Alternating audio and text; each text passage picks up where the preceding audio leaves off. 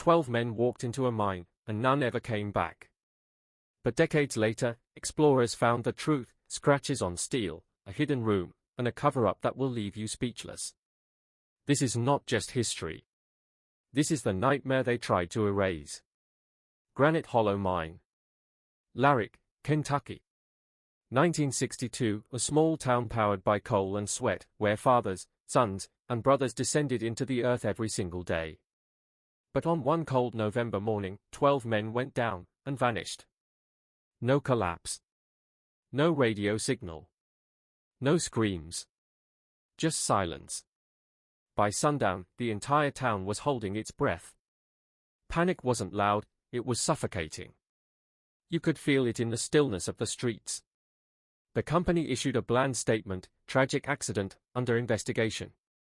But here's where it gets weird: rescue workers weren't allowed in certain shafts. Families were told to stay away. Whole sections were sealed off. And then, fresh mortar. A wall where there shouldn't have been one. Days bled into weeks. Weeks into months. By the end of the year, Granite Hollow was shut down and buried in rumor.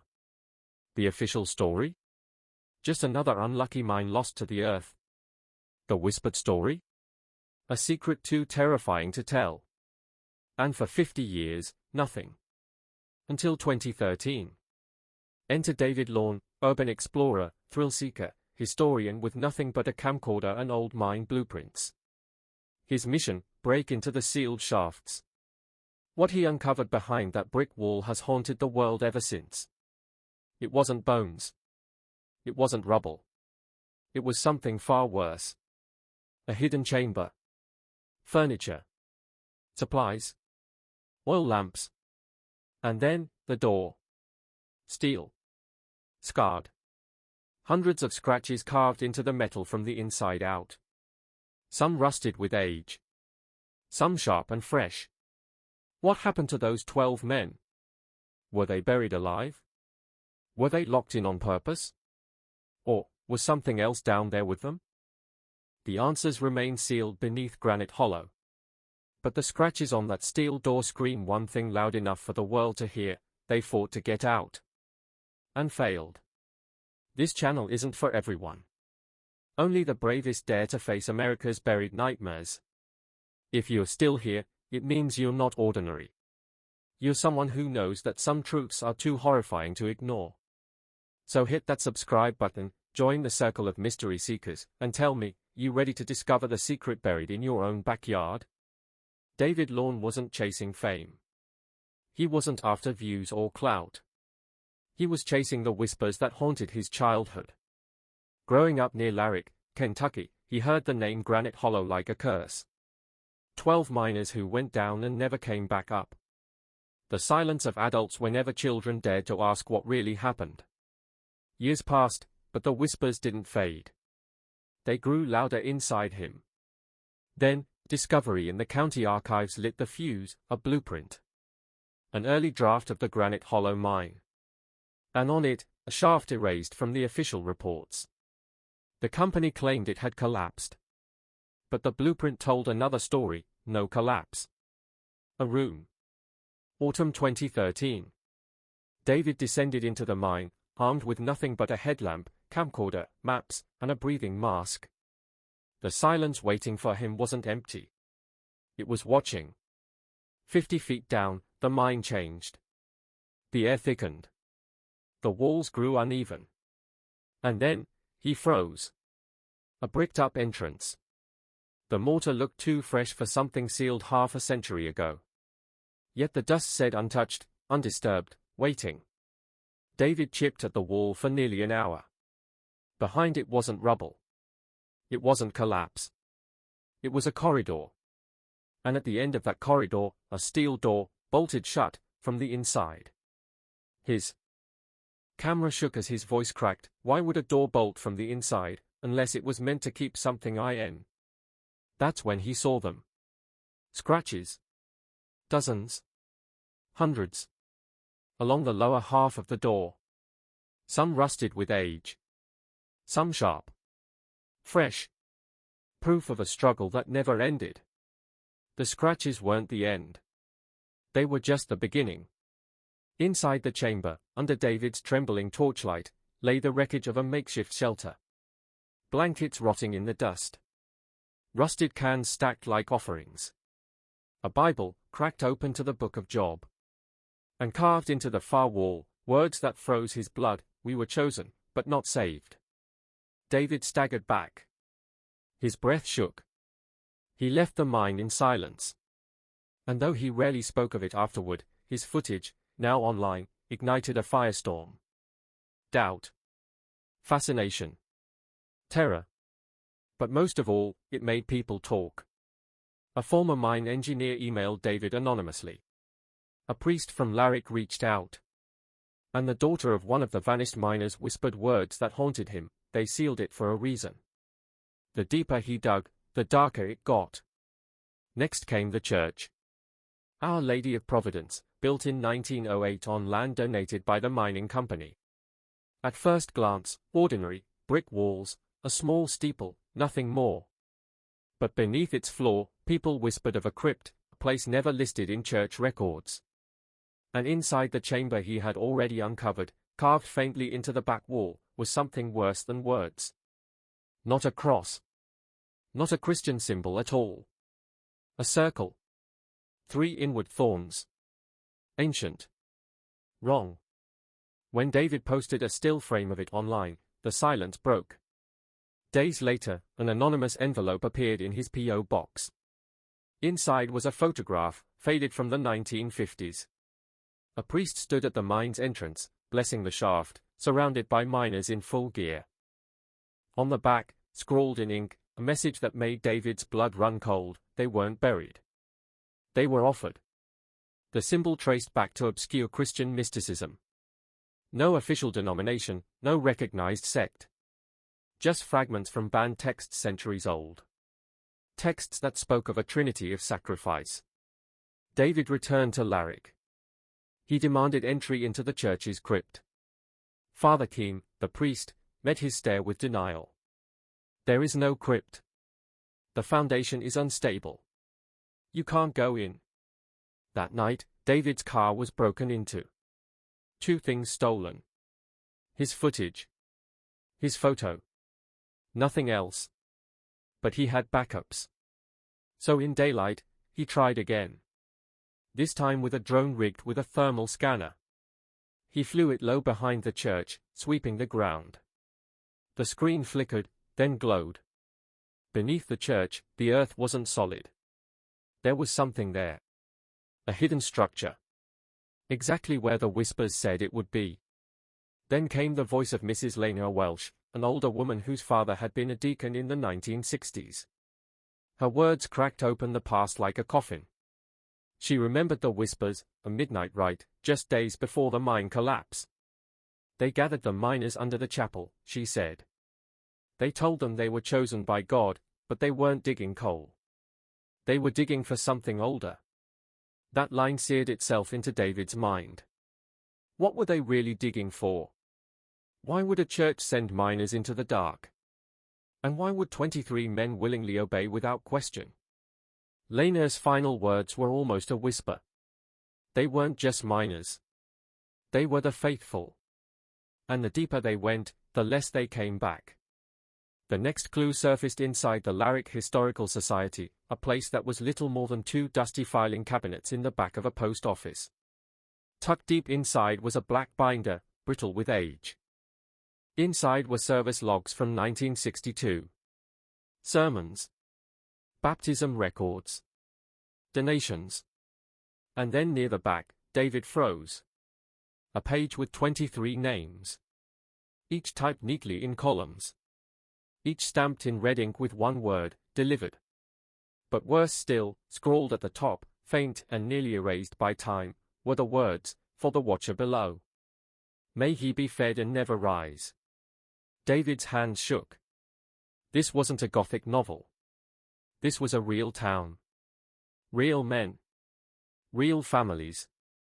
And yet the language spoke of ritual, of offerings, of something buried alive in faith far outside Christianity.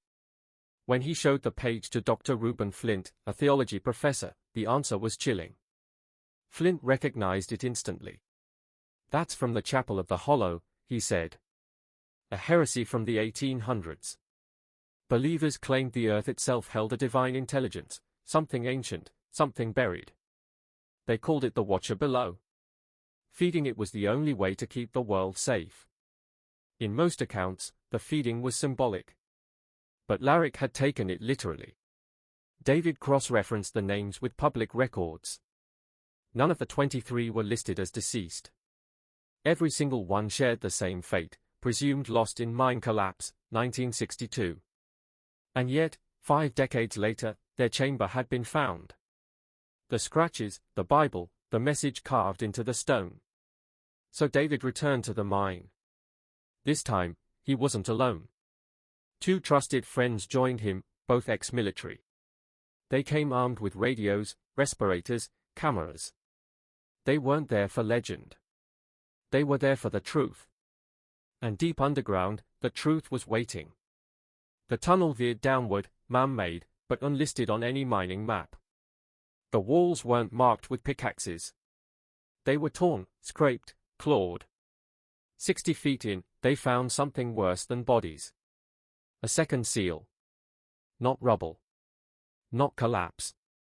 But a barrier of concrete, reinforced with old steel rails. Wrapped in scorched prayer cloths. And someone, or something, had tried to burn its way out. The cloths fluttered in the still air, each inked with desperate writing. Not all biblical. Dr. Flint would later identify fragments of Jewish mysticism, Sumerian invocations, even pre-Christian rites, stitched together in a chaotic shield, as if humanity's oldest faiths had all been thrown at one thing to keep it shut away. David and his crew hesitated. Break through, or leave it alone. The choice had already been made. A fracture, just wide enough for a man to crawl through, split the seal. It hadn't been there in the 1989 inspection.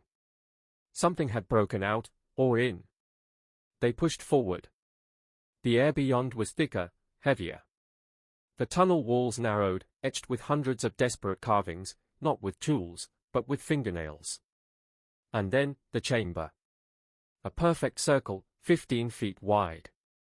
In the center stood a stone altar, cracked straight down the middle.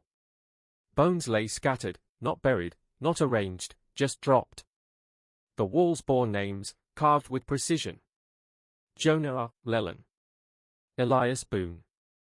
Matthew Crow. 10 more. The missing miners.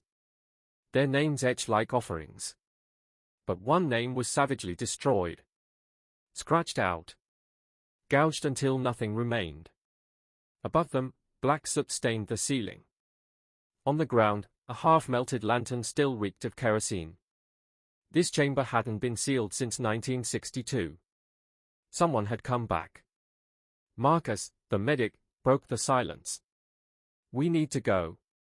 The oxygen's wrong down here." But David didn't move. He stepped closer to the altar. Something brittle lay beneath the dust. Wrapped in cloth. A leather-bound book, sealed with wax. He cracked it open. The writing wasn't English. Not Latin. Not any language he knew. And the moment he read the first line, something inside him shifted. That night, David couldn't sleep. His hands trembled, and in the silence of his hotel room, he swore he heard it. A low scraping sound beneath the floorboards. The journal. The book was bound in waxed leather, brittle linen clinging to its cover. It smelled faintly of sulfur and thyme, like something dug out of the earth that was never meant to see light again. The first few pages made him nauseous, not from dust, but from something deeper, wrong. He sent photos to a linguistic professor in Cardiff. The reply came quickly. "This isn't a language we recognize. Fragments look Sumerian, some Aramaic, and older Welsh Druidic marks. Whatever this is, it wasn't meant to be read. It was meant to be hidden." But David couldn't stop. Night after night, he returned to the journal, building meaning through guesswork and obsession. Within a week, he had pieced together the first 10 pages. And what they revealed was never meant to reach the surface. The writer was one of the missing miners. Matthew Crow. At first, the entries were mundane: heat in the shaft, copper in the water, the rhythm of pickaxes. But by day 11, the words changed. They told us not to break through the west wall. Said it was unstable. But Boone swore he heard singing. At first we thought it was echoes. But it came again, clearer. Always the same time. Just before the end of shift. A woman's voice, humming. Calling. Then came the regrets. I wish we'd listened. I wish we'd sealed it tighter. Soon, the men began to change. Some fell silent. Others refused to leave the shaft, muttering prayers in languages no one had ever taught them. One man carved symbols into his own arms, chanting about the hollow bride. The name appeared again. And again. Boone vanished first. Then Jonah. But Matthew wrote that they still heard them. Not with their ears. In the rock. In the walls. We were never alone down there. David read on, each page dragging him deeper into something ancient and hungry. By the 20th page, the truth hit him. The miners hadn't vanished. They had performed a ritual. Willingly, or not. The chamber beyond the second seal wasn't natural. It wasn't carved. It was placed. Not a tomb. A cage. The symbols, the concrete, the prayer cloths, none of it was to keep people out. It was to keep something in. Matthew's final entry was barely legible, the handwriting shaking, ink pressed deep into the page. We were chosen. We were fed. And now, we are inside him. David read the words again and again. We were never the first. The mind is older than it claims. If you're reading this, it's already listening. Sleep became impossible. Every time he closed his eyes, he saw Matthew Crow's handwriting, jagged and desperate, echoing with that one phrase. It's already listening. The next morning, desperate for answers, David drove 3 hours to the Cardiff Mining Records Archive, a forgotten corner of the National Library. But what he found made no sense. There was no record of Deep Grove mine opening in 1956. Instead, the land had been registered back in 1871, not by the government, but by a private company few had ever heard of, Dunwell Sons Geotechnics. They only had one recorded project. A name that felt more military than industrial. Subterranean Excavation 9D. The files were thin. Most had been blacked out by ministry oversight. But one map, tucked in the back, froze David in place. Beneath the shaft, deeper than any tunnel listed, was a marked structure. Layer 4, restricted chamber. No depth. No details. Just concentric rings sketched around a hexagonal chamber. And in the margin, faint red pencil. Do not breach below the salt line. Second seal bound. Do not provoke the bride. David's blood went cold. This wasn't just a mine. It was ritual architecture, built as a cage. And it wasn't the first time. Digging deeper into a box marked Dunwell personnel, he uncovered something worse than documents. A black and white photo. 19 men standing at the mine entrance in 1872, soot-stained and grim. But at the center, a woman in ceremonial robes. Eyes closed. Hands stitched together with wire. No name. No record. Only a scrawled note on the back. The first offering. She kept it bound. David stared, unable to move. This mine had never been meant for coal or copper. It was a prison. Built by men who knew exactly what lived below. And in 1962, that prison door had been opened. Next, we returned to the doomed day itself. The final shift before the mine was sealed forever. October 18, 1962. 5 a.m. 16 men descended into Deep Grove for the last time. For years, the town whispered about the October morning of 1962. Some of the men that day were veterans of the shaft, hardened by decades of coal dust. Others were new hires, replacements after a wave of sudden resignations the month prior. Locals said the mine had changed. The air had grown heavy. The walls groaned like they carried a burden no map could explain. But in mining towns, superstition is just another layer of dust. You brush it off and keep working. The foreman that morning was Colin Dawes, respected, steady, 20 years underground. His last entry in the incident log noted only two things. 0507 hours. Descent initiated. Slight tremor. Shaft 3A operational. That was the last thing he ever wrote. Minutes later, the elevator refused to return. The secondary line failed. Radios went dead. And then, one last desperate sound. A single burst of Morse code tapped through the foreman's helmet before the signal cut. White chamber. She's moving. Salt broke. When the rescue team finally descended the next day, what they found was worse than silence. The entrance to Layer 4 had collapsed.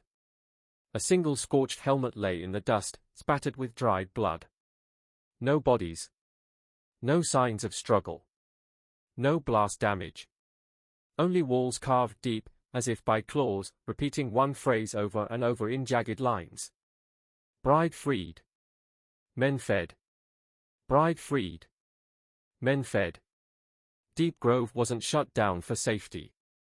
It was shut down for containment. The ministry dispatched a classified cleanup unit, MOD 17R. By week's end, the shaft was flooded with reinforced concrete.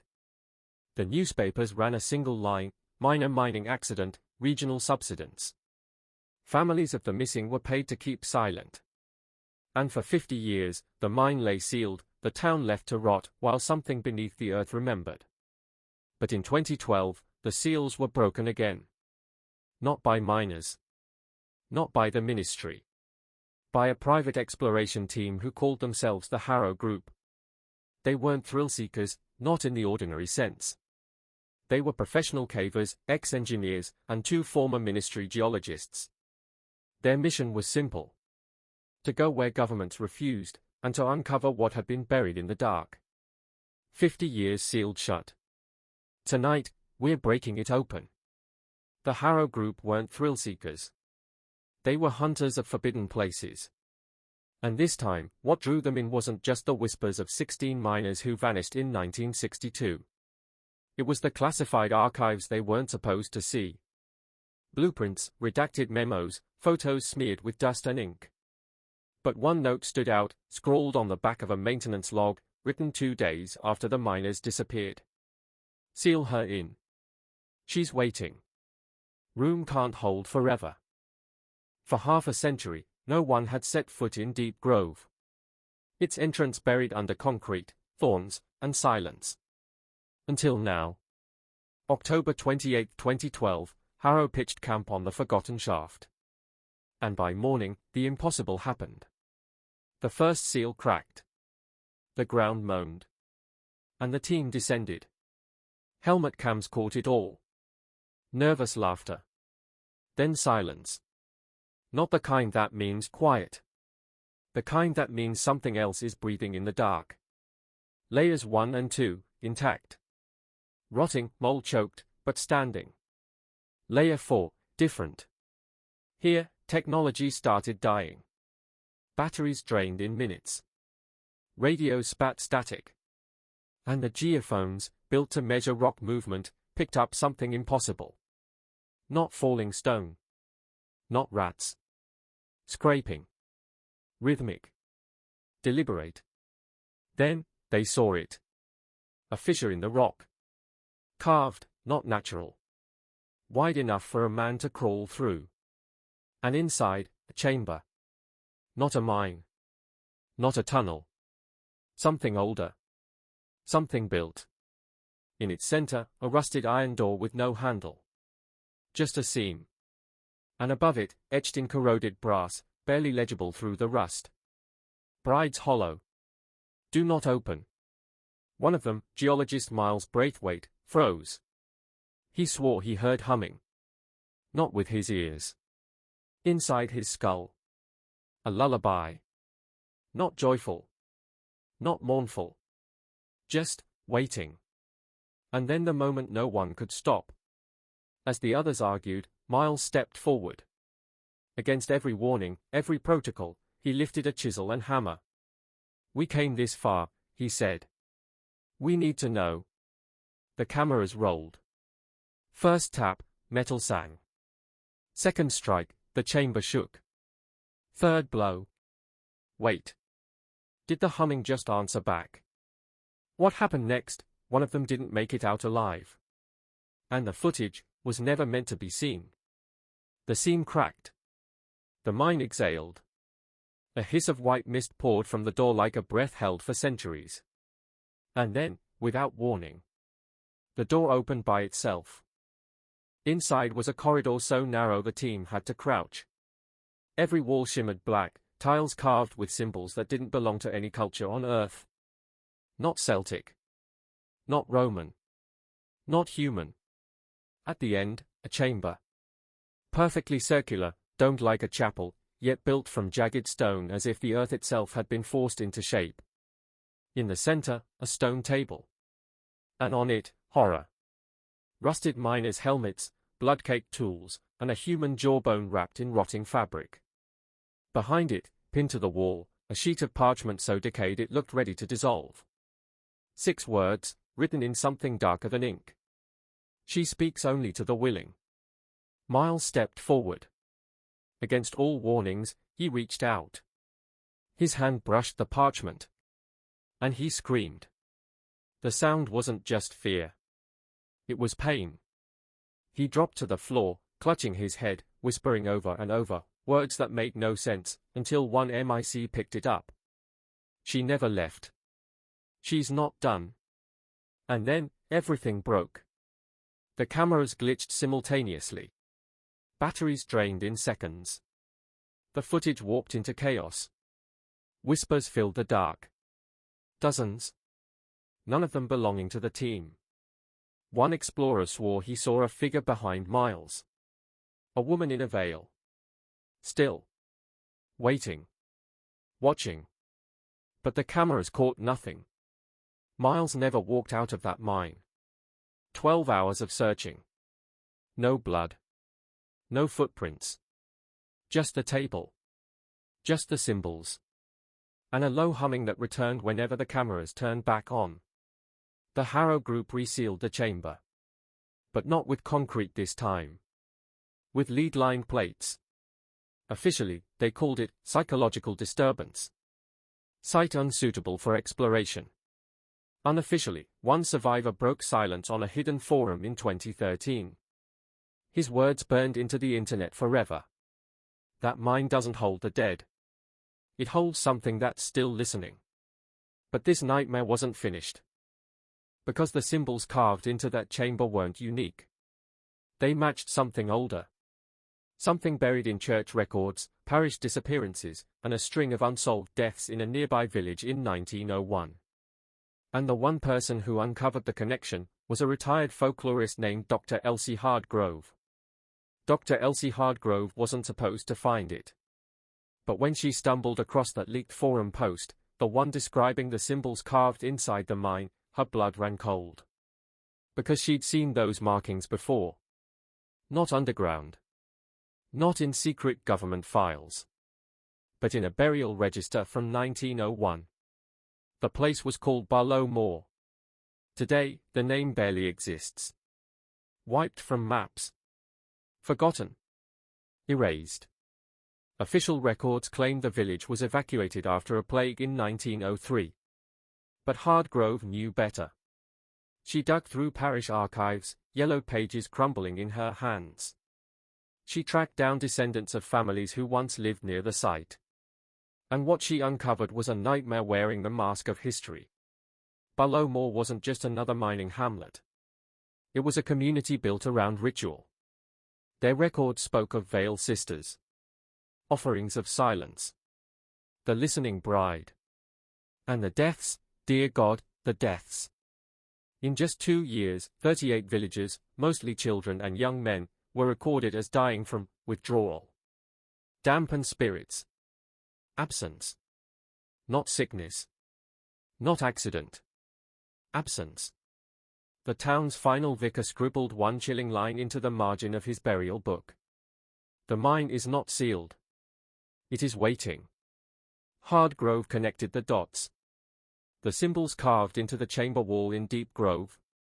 They matched perfectly with charcoal rubbings pulled from Ballow Moore's collapsed chapel in 1910.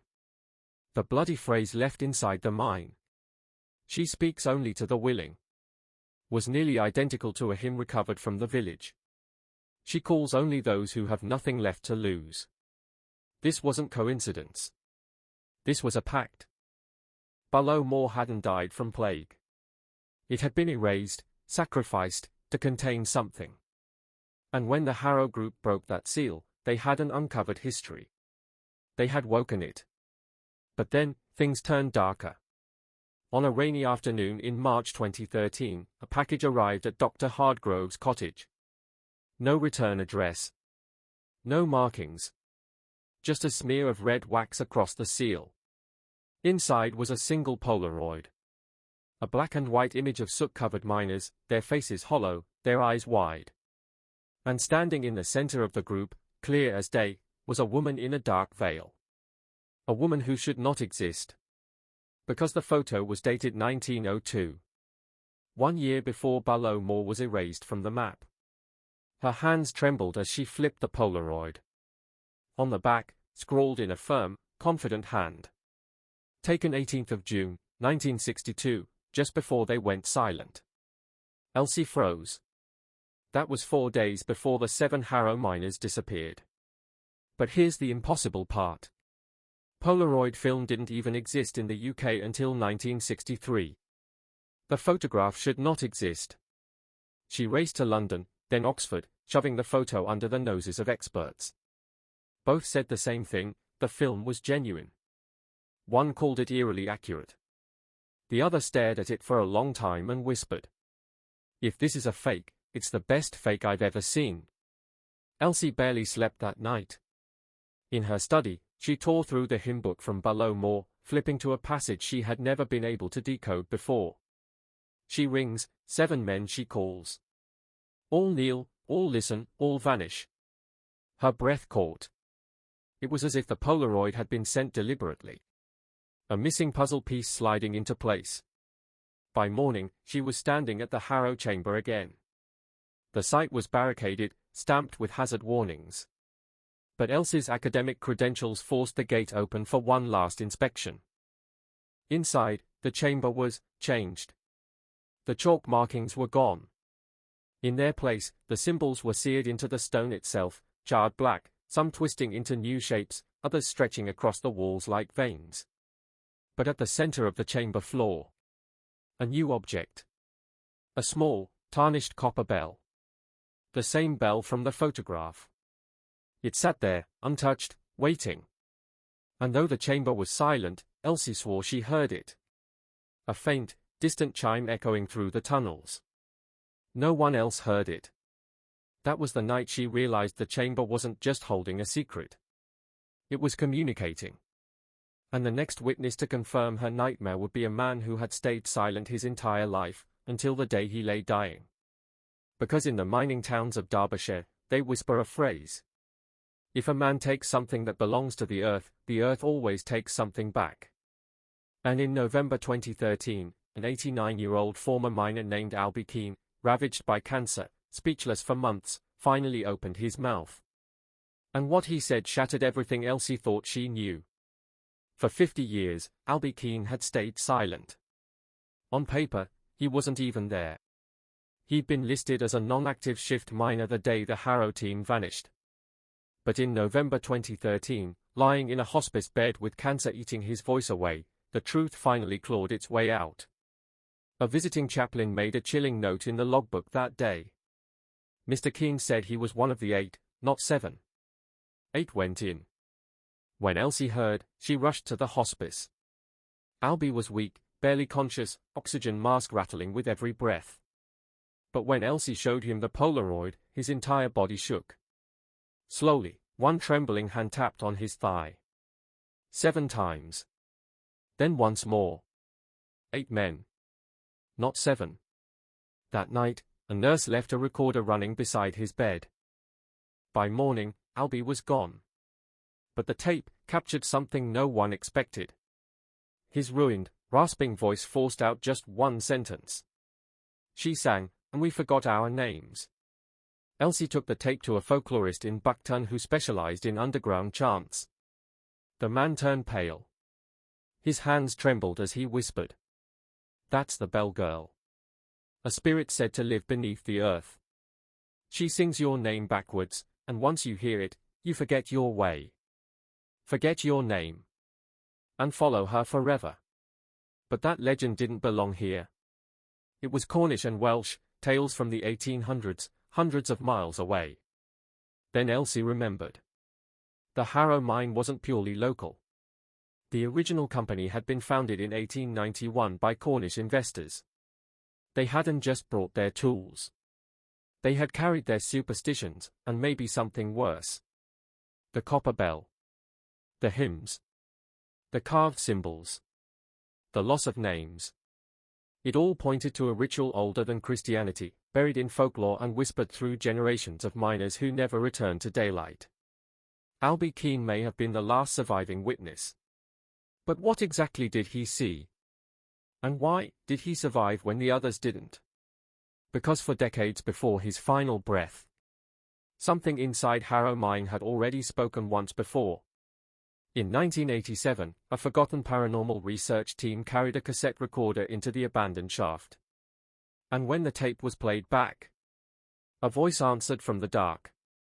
In 1987, more than 2 decades after Harrow Mine was sealed, a fringe group calling themselves the Hollow Earth Collective crawled their way into a forgotten ventilation shaft.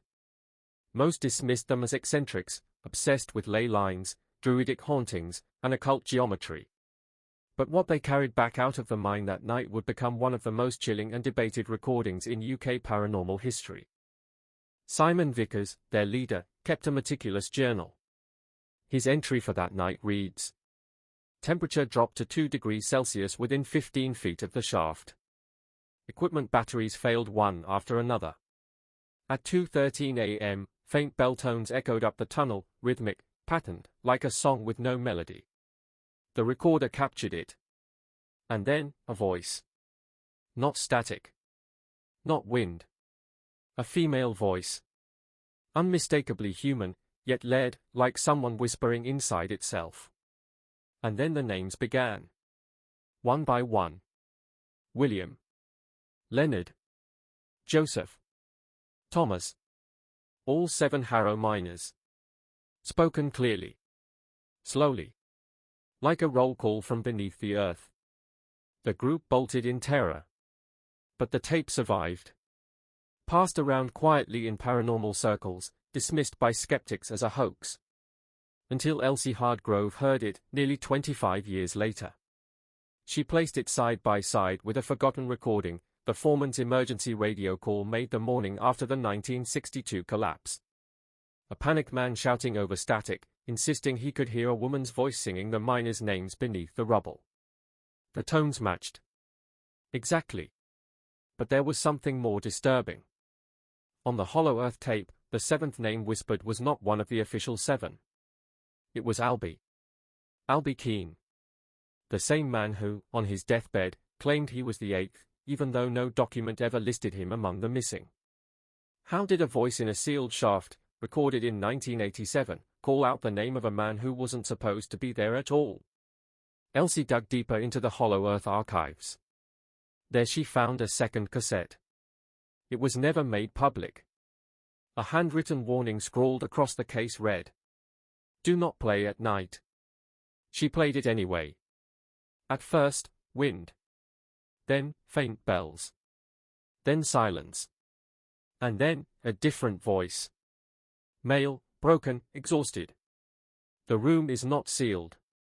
The door opens from within. The tape ended with 3 sharp knocks.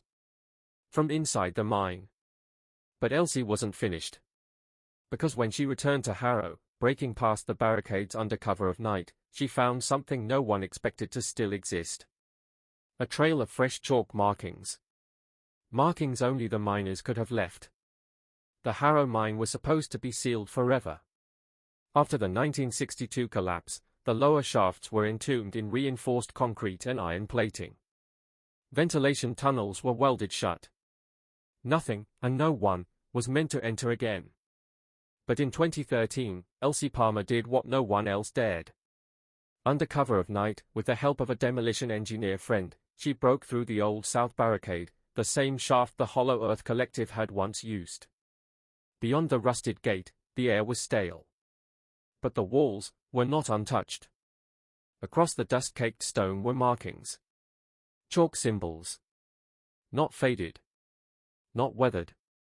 Fresh. So fresh they still crumbled at her touch. Elsie froze. She knew these symbols. She had seen them before, in her grandfather's journal, where he'd sketched the Harrow miner's secret codebook. Symbols that hadn't been publicly known since before the mine shut down.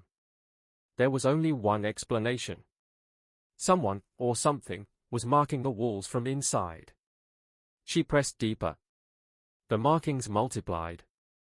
Arrows pointing down tunnels. Spirals. Return signs, the kind miners scratched when they realized they'd gone the wrong way. Then came the first wrong note. One arrow circled not in chalk, but in red oxide. Dried. Dark. Like blood. Beside it, scrawled in smeared charcoal, was a single word. Albie. Elsie's stomach dropped. Albie Keane had died in 2004. And yet, here was his name, written as if he'd been there yesterday. Still she pressed on. Torchlight flickering, humidity thickening. She counted 39 arrows. 6 spirals. 3 return marks. And then, the final symbol. A jagged, uneven X. Beneath it, etched shakily into stone, were words that froze her blood. They are listening through the rock. Stop knocking. For Elsie, that was the moment everything changed. She wasn't just chasing the story of Harrow anymore. She was being led into it. His final notes before vanishing in 1979 contained a phrase Elsie had never noticed before. Footage never meant for public eyes, stored in the vaults under Hebble Hall. Hebble Hall. A crumbling Victorian estate, hidden in the hills of West Yorkshire. Most locals thought it abandoned. Some said it was council-owned. Others, that no one had lived there for decades. But Elsie uncovered the truth. Hebble Hall wasn't abandoned. It belonged to the Sealed Light Trust, a registered charity claiming to preserve history. Yet its finances were shielded by religious exemption laws. No trustees listed. No public contact. No transparency at all. When Elsie finally visited, she expected fences, cameras, alarms. Instead, the iron gate hung open. No signs. No guards. It was as if no one imagined anyone would ever come looking. Inside, the air was heavy with rot, mildew, the dry smell of paper gone to dust. And deep within the hall, behind a collapsed wall panel, she found something that didn't belong. A steel filing cabinet. Reinforced. Military grade. Its double tumbler lock had already been forced open. Inside. Tapes. Each labeled in scrawled pencil. March 63. South Chamber. Test Subject 4. No reversion. Clergy approval required. Elsie took one. Back home, she borrowed an old VHS player from the university archives. When the screen flickered to life, her blood turned to ice. It was the chamber. The same sealed room she had found beneath Harrow Mine. The footage was grainy, monochrome, silent. A man sat naked, strapped to a chair. His body jerked unnaturally, not a seizure, but as if invisible strings pulled his muscles in sharp, alien rhythms. Then another figure entered frame. Robed. Clerical. Face hidden behind a strange breathing apparatus. In their hand, a small medallion. As it drew near the man's chest, the twitching stopped. He froze. And then, his eyes. Not rolled back. Not dilated. But completely black. Solid, polished, stone. Elsie paused the tape. Her hands trembled. This wasn't folklore. This wasn't rumor.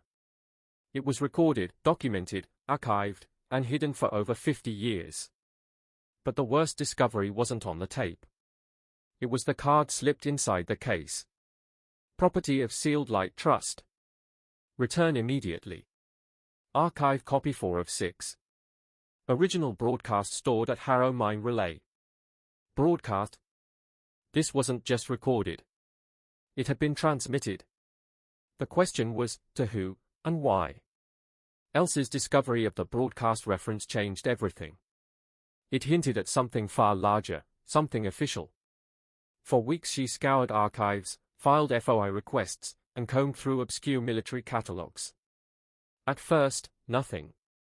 Then a single redacted file slipped through. It wasn't titled Relay Station. It bore a different name. MOD Signal Monitoring Installation HMR 59. Site purpose, classified. Code level, C3 Religious Observational. Operational, 1962 to 1976. Location, Restricted Grid Reference, South Yorkshire. A religious observational military installation. The words made no sense. According to official records, HMR 59 had been nothing more than a Cold War repeater station, built to maintain communication lines during a nuclear strike. Officially, it had been dismantled in 1976. Unofficially, it had never been acknowledged at all. Which raised a question. Why would the Ministry of Defence monitor a sealed mine chamber, with religious implications, for over a decade? When Elsie travelled to the coordinates, the Harrow Mine entrance was long sealed. But above it, on the ridge, she found the remains of something else.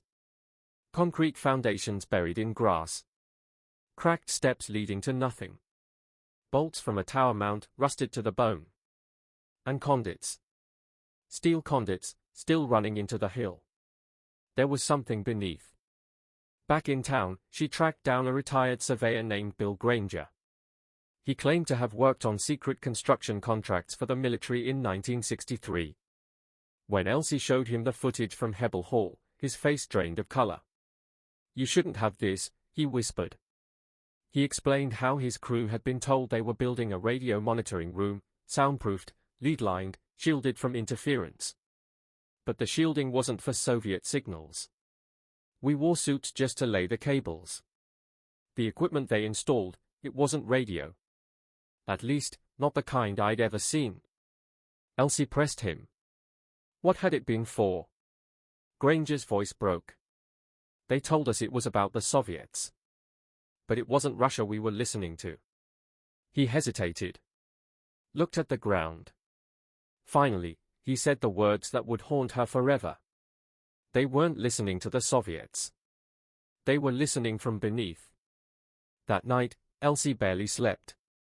The discovery of the sealed control room beneath the moor gnawed at her. What could require that level of shielding, lead-lined walls, symbols carved into the very metal? The footage had already proved that something was being monitored. But who was listening? And what were they waiting for? The next morning, Elsie and Leah returned with the boring crew. The ventilation cap had finally been pried open, just wide enough for descent. The rope squealed as it uncoiled into the dark. The air rising from below felt wrong, dry, metallic, tinged with something sweet, like rot hidden under sugar. Elsie went first. The shaft was narrow, lined in cold iron. After 20 feet, her boots hit solid ground. Torchlight swept across the chamber and froze. It wasn't a monitoring room. It was a theater. Rows of seats, bolted to the floor, all facing a glass observation window set into the far wall. Behind that glass, another chamber. A chamber with restraints fixed to the floor and ceiling, as if something had been meant to be displayed, controlled, or worshipped. Leah's voice trembled from above. "What do you see?" Elsie didn't answer. Her torch beam had found something worse. A bank of equipment against the wall, reels of magnetic tape still loaded, dials frozen mid-spin. Labels etched in steel, Relay Channel A, South Chamber Live Feed. and beside it, a panel of brass plates stamped with a single word, audience. One switch for each seat. She moved closer. The seats weren't empty. Long decayed shapes slumped in them, skeletal remains bound with leather straps at wrists and ankles. Whoever had once sat there hadn't come willingly. Elsie raised her torch to the glass. Inside the observation chamber, carved deep into the lead wall, a phrase ran across the surface in jagged lettering. They spoke, and we listened. Now it is our turn. Her stomach turned cold. This wasn't surveillance. This was reception. And someone, government, sect, or something else, had been waiting to hear back. And next to the date, carved deeper than the rest, a single word. Returned. Leah froze, her hand trembling over the letters. Returned from where? Returned as what? Before either of them could answer, the rope above them groaned, taut and shifting as if something heavy had brushed against it. They looked up, but the borehole was pure darkness. Elsie forced herself to steady her breath and swept the chamber again with her torch. That was when she noticed it. The lead paneling wasn't just stitched, it was bent inward. Warped, as if something had pressed against it from the other side, trying to get out. The whispers on the headset began again, unbidden, even though the camera feed above had been disconnected. This time, they weren't arguing. They were laughing. Dozens of voices, brittle, breathless, and underneath them, the same woman's chant, but broken now, stuttering, let the vessel, let the vessel, let the, before cutting to silence. Leah dropped her torch. The beam rolled across the floor and froze on something they hadn't seen before. A second chair. Smaller. Child-sized. Shackles still locked. Impressions deep in the iron, as though whoever had been bound there had struggled for years. Elsie's throat tightened. The children hadn't disappeared. They'd been kept. Then the sound came, not from the headsets, not from the chamber, but from the black wax-sealed box itself. A low, wet breath. Inhale. Exhale. Inhale again. Neither of them touched it. Neither dared. But on the wall above it, scratched into the lead with frantic desperation, were 4 final words. Do not let him answer. Imagine finding out the man who vanished with the children in 1962, never left the mine. He was trapped inside the whole time. But here's the twist, he wasn't just a victim. He was a prisoner. When Elsie and Leah climbed out of that cursed chamber, they weren't just shaking from fear, they were shaking because it felt like the entire mountain was alive. The air outside wasn't normal anymore. It was heavier, thicker, as if the earth itself had started keeping score. Something ancient had woken up. That night, back in Leah's tiny study, they laid out everything they'd brought up from the chamber. The brittle papers. The shackles. The black box they swore they'd never touch again. But here's the crazy part, they didn't even know why they'd carried it out. It was like the box had chosen to leave. And then, the journals. The handwriting? Perfect match to David Rock, the foreman declared missing in 1962. His first entry sent chills down their spines. The mine should never have been built here. The rock speaks. The men don't hear it, but I do. It hums when no wind blows. It pulses. The children see things when the lanterns go out. They say the shadows whisper. I thought they were only frightened, but I was wrong. Wait. What? The mine wasn't just dangerous, it was talking to him. Then they found the page that changed everything. Rock described uncovering a stone altar deep in the shaft. It wasn't built by miners. It was uncovered. And carved beneath it? A name. A name no one could pronounce. Just reading it twisted the men's minds. Hook number 2, they hadn't dug into rock. They dug into something buried. Leah cross-referenced everything, folklore, archaeology, even scripture. Nothing. It didn't fit any human record. But then, she found one link, a mining report from 1923. A fault line sealed by hand. Not nature. Man-made. In the margin, a frantic note from the original surveyor, buried under altar. Avoid. Excavation sounds like our Yeth. Not quite Latin. Not Hebrew. Familiar only the way nightmares feel familiar. That was the breaking point. They needed answers, not from books, not from science, but from someone who had stared into the abyss before. So Leah made the call. 2 days later, a man walked into her study, old, wiry, eyes burning with something that looked like both faith and fear. His name was Father Callan, a Jesuit priest turned theological archaeologist. He set down his suitcase with a heavy thud. When he opened it, the room filled with crucifixes, incense, and salt.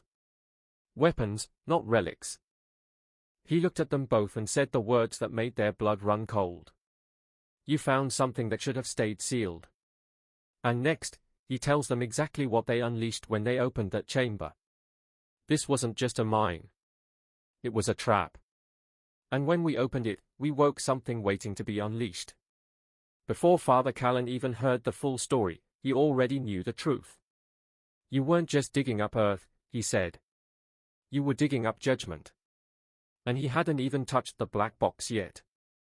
Next, Father Callan steps inside the chamber, and faces a name older than human language itself.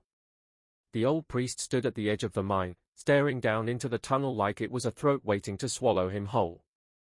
Elsie and Leah had warned him about everything. The symbols. The voices. The box that breathed. But still, he insisted on going down. If what you say is true, he muttered, tightening the leather satchel across his chest, then whatever lies beneath this mountain didn't come from this world. The descent was brutal. The deeper they went, the heavier the air became. Not dust. Not heat. Something else. Pressure. Like guilt crushed into stone. Halfway down, Callan stopped. He pulled out a flask. Leah thought it was water, until the scent hit her. Consecrated oil. He smeared it across his wrists, his forehead, whispering Latin like a shield. Then he passed the flask to Elsie. If you believe in nothing, believe in this, he said. Down here, disbelief isn't protection. It's bait.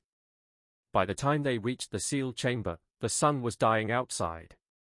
The black box sat exactly where they'd left it. But the air? Different. Wrong. The candles they'd left, long dead, were glowing faintly again. Callan froze at the threshold. Do not cross in with me, he warned. Whatever you woke, it knows you now. And it listens. He stepped forward alone. He knelt at the altar. He murmured in tongues that didn't sound human. Then he touched the box. The reaction was instant. A low-frequency hum shook the chamber. Not through the air, through their bones. Leah's teeth ached. Elsie screamed, covering her ears. But Callan didn't flinch. He ripped the seal, opened the box. Inside, parchment. Thin, skin-like. Covered in a red ink that shimmered as if it was wet. This isn't ink, he whispered. This is oath blood. It's not meant to be read. It's meant to be spoken. Then his face went white. His lips moved. His eyes froze on the final line. The box slipped from his hands. Listen to me very carefully, he said, voice shaking. What you uncovered is not a tragedy. It's a summoning. Elsie's voice cracked. Summoning what? Callan didn't answer. Instead, he picked up the parchment. And he spoke the final word aloud. A single name. A sound that bent the air itself. ATH. The candles exploded out. The mine shook like a beast drawing breath. The floor split beneath their feet, not collapsing, but rising. And then. Next, Father Callan comes face to face with the thing the miners were sacrificed to keep buried. The word wasn't just spoken. It remembered her. Leah would never forget that sound. That name. It didn't echo through her ears. It rattled inside her bones, like it had been waiting for her all along. The candles died in an instant. The mine groaned, not collapsing, but pressurizing, like the mountain itself was holding its breath. Father Callan didn't flinch. He gripped the parchment tighter, sweat dripping down his brow like blood. "You've disturbed a covenant," he said, voice cracking under the weight of it. "Older than this town.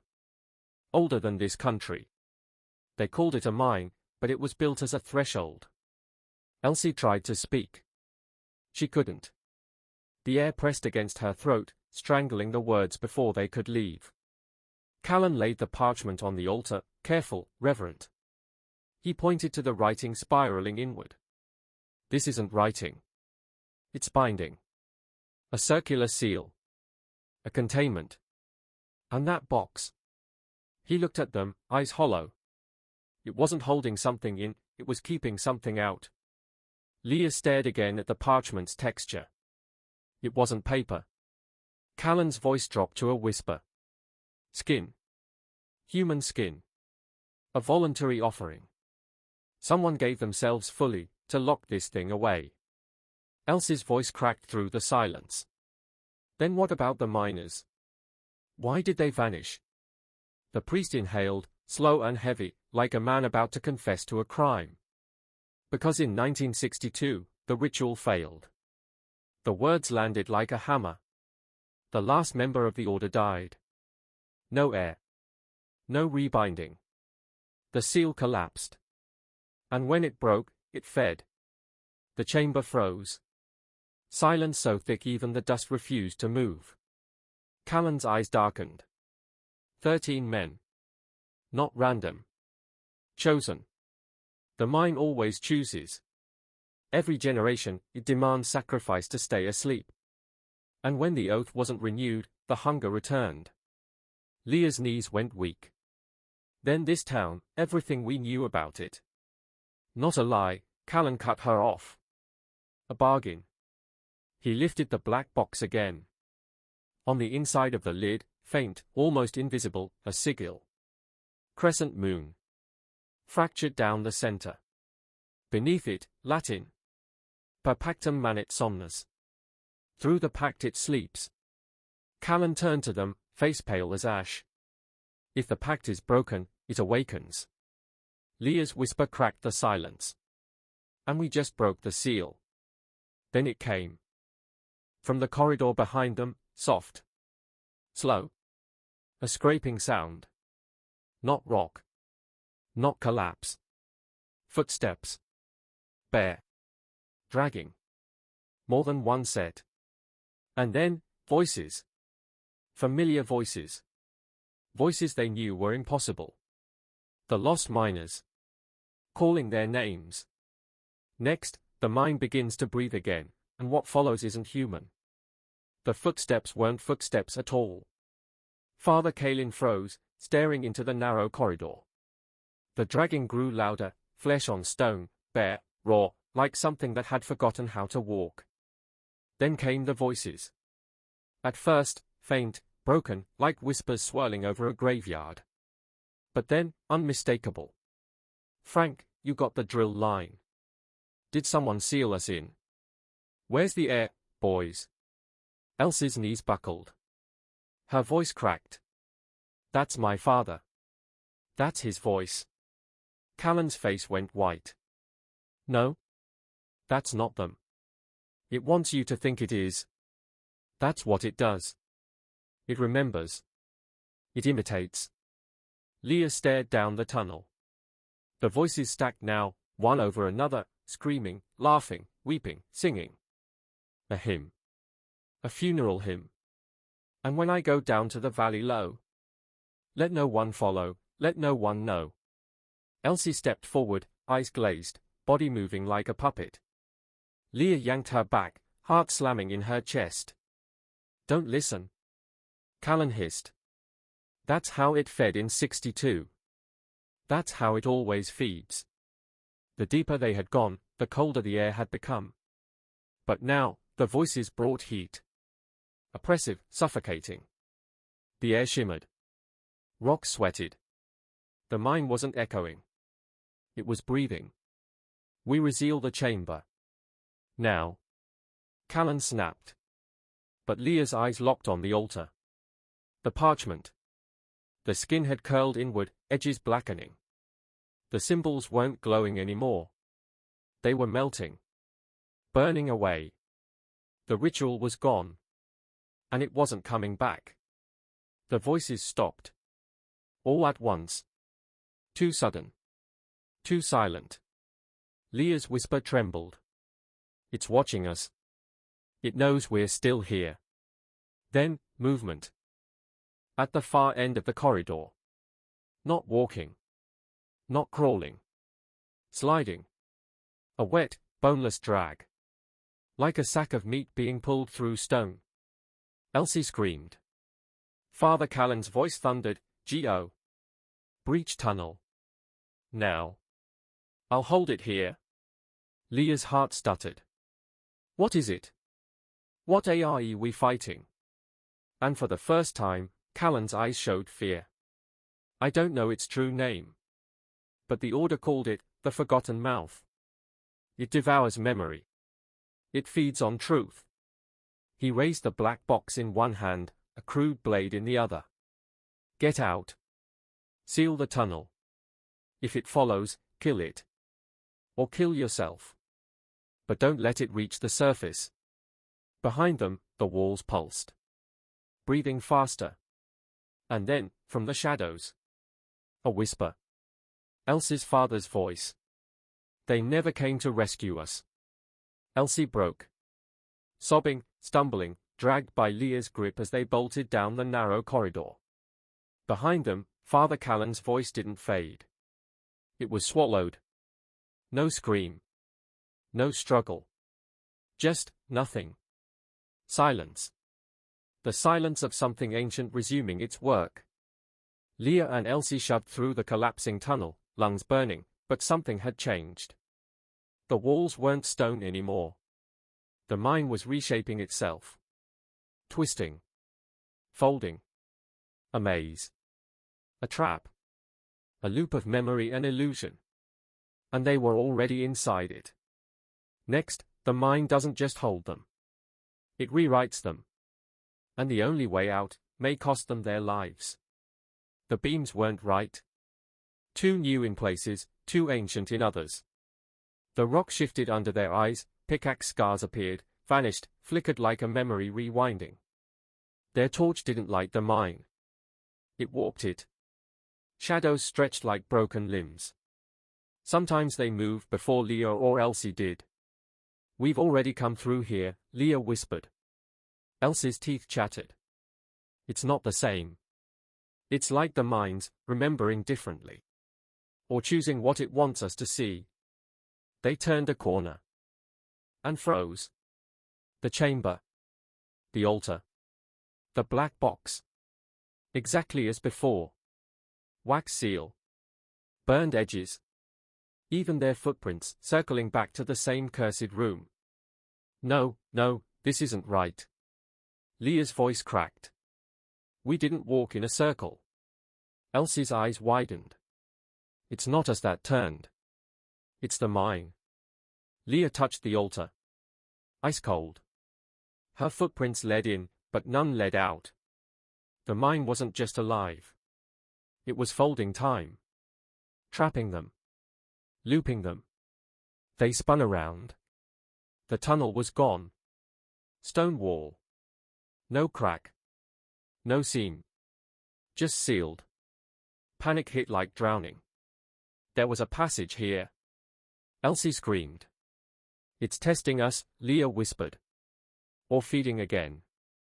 Only one way remained, a jagged shaft, vertical, a broken ladder vanishing into black. It hadn't been there before. Or maybe, they hadn't been meant to notice it until now. We can't stay here, Leah said. Her voice was steel over terror. It's down, or we die standing still. They climbed. One rung at a time. Wood groaning, rust tearing at their palms. The dark above them swallowed everything, no altar, no chamber, no way back. Time warped. Seconds stretched into hours. Until finally, they dropped into a new chamber. Colder. Still. Too still. The walls glistened like wet stone, and burned into the rock was a single word. Remember. But this chamber wasn't the mine. It was older. Too old. And across the floor. Someone Saturday. Not a skeleton. Not fully a body. Cross-legged. Head bowed. Hands resting neatly in its lap, as if in prayer. Not peaceful. The skin clung grey and paper-thin, stretched over bone but not rotted. A thing preserved in hunger and time. Waiting. Watching. For them. And yet, they were still alive. No cracks. No air. No light beyond the torch's trembling flame. Alive, because the mine wanted them alive. Elsie clutched Leah's sleeve, her whisper trembling. Then we're already dead, aren't we? Collins tilted his head, bones creaking under skin too tight. His voice was soft, almost kind. Not dead. Not yet. You'll last, the way I lasted. Until the next one enters. Then the trade is made. One walks free, one stays behind. Leah's stomach lurched. That's why you're still here. Because no one else ever came. His black eyes gleamed. I prayed they wouldn't. The walls throbbed. The ceiling groaned. The floor warmed beneath their boots as if blood pulsed through it. The mine was listening. Waiting. Elsie shook her head violently. No. No, I'm not staying here. Not for you. Not for this. Collins only smiled, veins rippling under his skin like worms. You'll beg to. Everyone does. The chamber shifted then, stone liquefying into memory. The walls dissolved into images, her father at the kitchen table, grease under his nails, smiling, alive. Leah's mother, hair brushed by sunlight. Elsie's childhood bedroom, her father's boots by the door. The mine was showing them home. Offering it. Leah staggered back. It's lying. Elsie reached forward as if touching the vision would take her there. But the image rippled like water and she saw her father differently, collapsed, pale, lips blue, the way they pulled him out after the cave-in. Her scream tore the chamber. The mine fed on it, the walls trembling with hunger. Leah grabbed her, shaking. Listen to me, if we stay, we become him. She pointed at Collins, whose smile had split wider, teeth too many, gums blackened. You can't both leave, Collins rasped. It won't allow it. It only opens when the pact is kept. The air grew hot, suffocating. The word burned into the stone behind them, twisted, reformed. Remember, replace. Elsie sobbed, clutching Leah like a child. I don't want to die here. I don't want to be him. And the mine whispered back, in her father's voice. You don't have to die. You just have to stay. The sound that followed wasn't wind. It was breathing. Deep, cavernous inhalations that shook the walls like lungs expanding, dust spiraling upward in violent eddies. The shadows of the dead miners leaned forward in unison, their faces stretching, splitting, not with mouths, but with empty caverns where voices poured out. The mine itself was pulling air in. Choosing. Collins laughed, or maybe it was a sob, brittle and broken. It's begun. One of you leaves. One stays. Or both are swallowed. The light behind Elsie widened, spilling across her back, painting her hair gold like sunlight after a storm. But Leah saw it for what it was, not salvation, but hunger, the mine's way of tricking them into walking willingly through its teeth.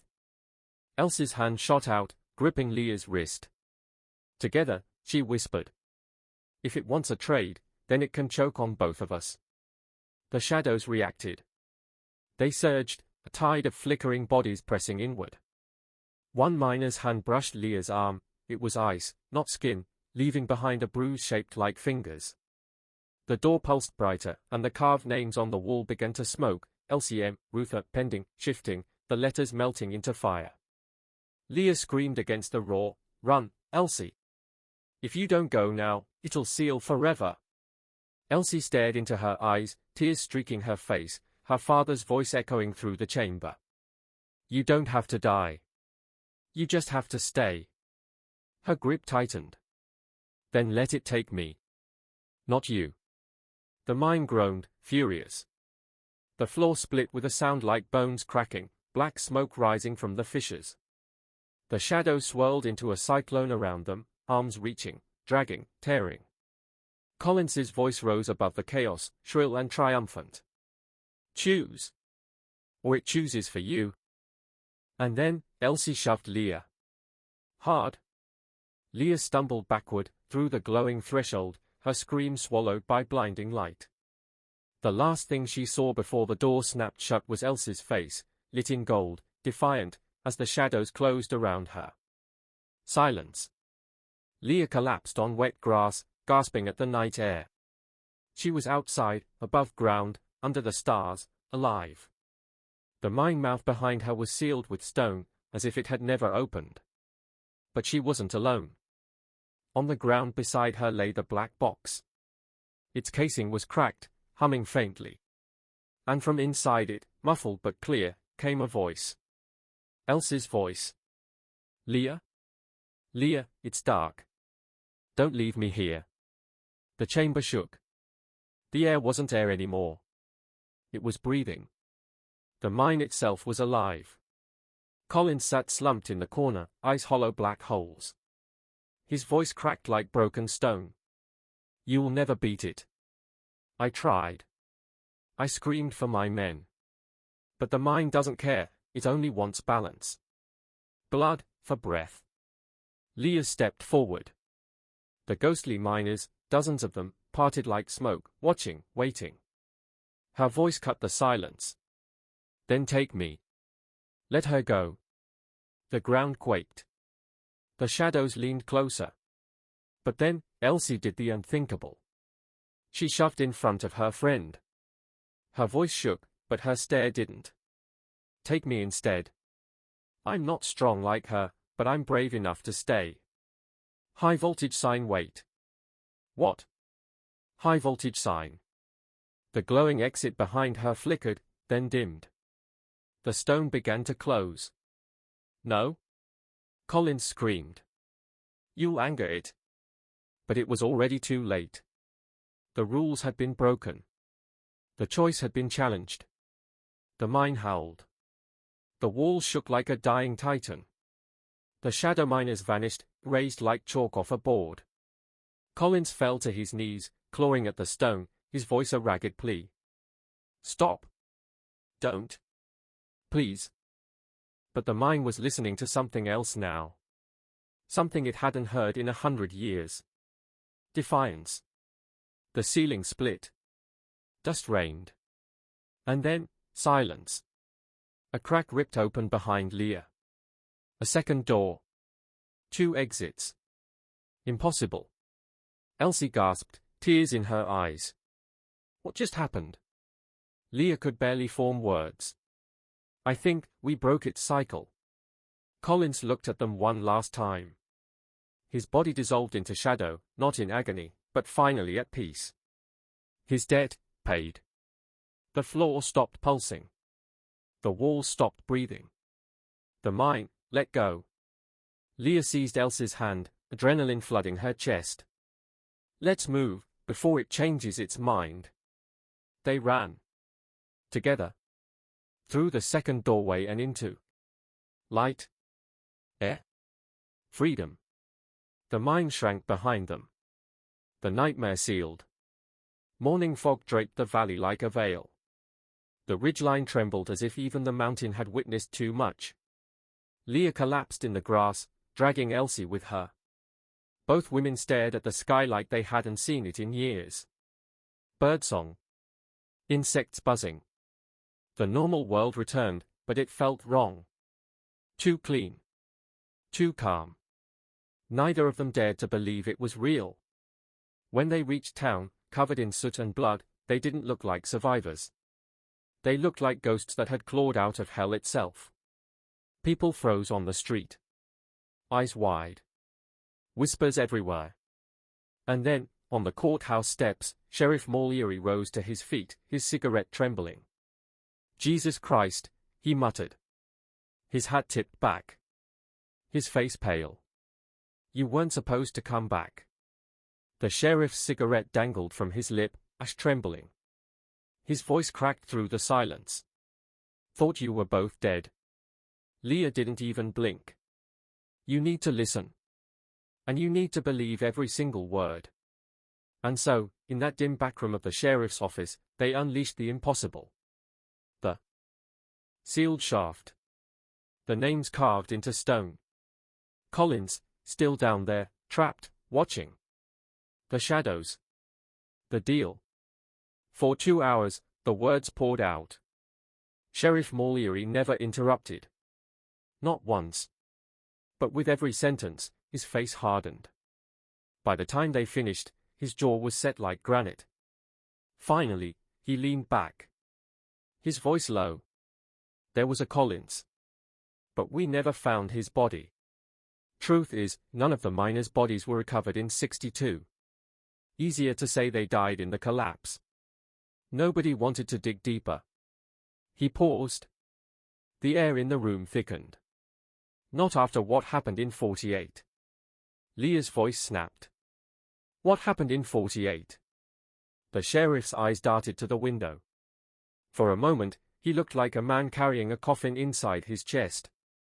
Another collapse. Not here. 2 counties over. Same company. Same shaft blueprint. Same whispers. Same disappearances. Elsie's voice shook. Why didn't anyone connect it? His voice dropped to a whisper. Because it wasn't just collapse. It was ritual. The room froze. Even the clock on the wall seemed to stop ticking.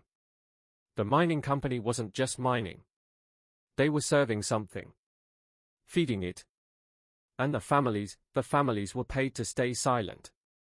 Those who didn't, well, they didn't stay long enough to keep asking. Elsie's throat went dry. So it was never about miners. Her voice cracked, but she forced the words. It was a feeding ground. The sheriff nodded. Slowly. Miserably. Something down there takes. And we've been helping it. For decades. Maybe longer. Leah slammed her fist on the table. But it's over. We made it out. It let us go. The sheriff turned his eyes to hers. Eyes that suddenly looked ancient. You think it let you go? He leaned forward, voice like a knife twisting in the dark. Or maybe it passed its debt to you. High voltage sign. Wait, what? High voltage sign. The room seemed colder. The sheriff's words clung to them like a curse. And sure enough, the final consequence began to surface. The mine wasn't finished. The town tried to cover it all, like it always had. Official statements. Geological hazards. Old case reopened. Neat little lies wrapped in bureaucratic ribbons. But the truth? The truth was unspeakable. The truth had teeth. Leah and Elsie never left. Couldn't leave. Instead, they bought a cottage on the edge of the ridge. Close enough to hear the mine's breath on cold nights. Elsie barely spoke anymore. She spent her days in the garden, hands shaking in the dirt. Leah wrote compulsively, journals filled with sketches of the altar, symbols from the shaft, drawings of the shadows that stared back at them. Nobody believed. Nobody wanted to. Even Sheriff Morleary started avoiding them, slipping away when their names came up. Whether from fear, guilt, or because he knew the truth was crawling closer, no one could say. Because some debts don't die. They wait. And the mine wasn't done. The mine was never truly closed. Dogs barked at empty air. Children whispered of voices calling from the trees. Crows gathered by the ridge in swarms so dense, even gunfire couldn't scatter them. And the old miners, the ones who'd sworn they'd never return? They came back to the tavern, trembling, whispering the same words over and over. It's open again. No record said anyone reopened it. But deep under the collapsed shaft, something was moving. 1 year later, fire consumed Leah's house before sunrise. By the time neighbors arrived, nothing but ash remained. No bodies. No survivors. Only one thing untouched by flame. A brand new miner's helmet. That week, Sheriff Mallory resigned, leaving a single note in his desk drawer. We should have never dug. Elsie was never seen again. Some swore she fled to the coast. Others claimed they saw her barefoot near the mine, face blank, whispering in a language no human spoke. Today, the ridge stands silent, fenced off, forgotten. But the story didn't end. On fog-thick nights, when the wind cuts through the trees just right, the townsfolk still hear it. Breathing, hammering, voices rising from the deep. And sometimes, the mine doesn't just whisper. Sometimes, it lets one out. Just one. To remind us all. It's still waiting.